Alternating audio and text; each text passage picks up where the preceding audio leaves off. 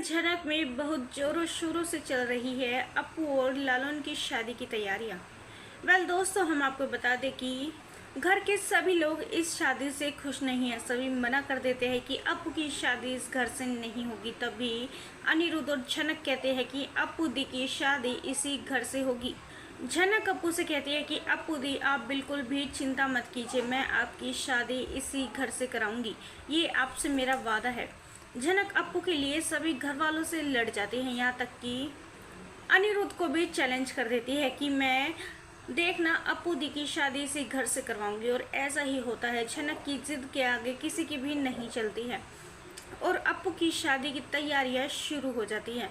अप्पू झनक से कहती है कि झनक, मैं तुम्हारा कैसे धन्यवाद करूं, मुझे कुछ समझ में नहीं आ रहा है। तुमने हमेशा मेरा साथ दिया है, तुमने जो भी मुझसे वादा किया है, तुमने हमेशा अपना वादा निभाया है। मैं तुम्हारी बहुत शुक्रगुजार हूँ। आज तुम्हारी वजह से मेरी शादी इस घर में हो रही है, वरना इस घर के लोग तो मुझे पसंद भी नहीं करते हैं।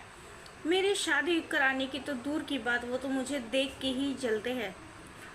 आज मैं खुश हो तो सिर्फ और सिर्फ तुम्हारी वजह से झनक। तभी बिपाशा कहती है कि बंद कीजिए ये तमाशा। झनक, इस घर में अप्पू की शादी हो रही है तो ये मत समझना कि इस घर वालों ने तुम्हें अपना लिया है, तुम्हारी बातों को मानने लगे हैं, क्योंकि ऐसा हरगिज नहीं होगा, क्योंकि तुम इस घर की सदस्य नहीं हो झनक। इसलिए अब तो तुमने हमारे घर के मामलों में दखल अंदाजी कर दी, लेकिन आगे से हमारे घर के मामलों में तुम्हें पड़ने की कोई भी ज़रूरत नहीं है झनक। तभी झनक कहती है, आप लोग तो इस तरह बोल रहे हैं जैसे मैं पराई हूँ, ये मेरा ही तो घर है, मेरा भी तो पूरा इस घर पे हक है। और मैं किस हक की बात कर रही हूँ ये आप लोग बिल्कुल अच्छी तरह से जानते भी हो। मैं चाहूँ तो पूरी जिंदगी उस हक से इस घर में गुजार सकती हूँ, लेकिन मैं ऐसा नहीं करूँगी। मैं अपने बच्चे को यहाँ पर बेइज्जत होने के लिए नहीं छोड़ूंगी। अप्पू दी की शादी होते ही मैं यहाँ से चली जाऊँगी।